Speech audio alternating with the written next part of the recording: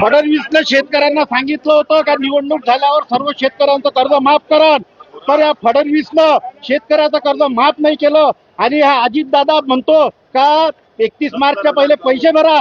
आमचं फक्त एवढंच म्हणणं होतं, शिवसेना उद्धव बाळासाहेब ठाकरे पक्षाच्या वतीनं यांनी कर्ज माफ केलं नाही. यांनी अमरावती जिल्ह्यात आता पाय ठेवून दाखवावं आणि शिवसेना उद्धव बाळासाहेब ठाकरे पक्षाच्या रोषाला सामोरे जावं.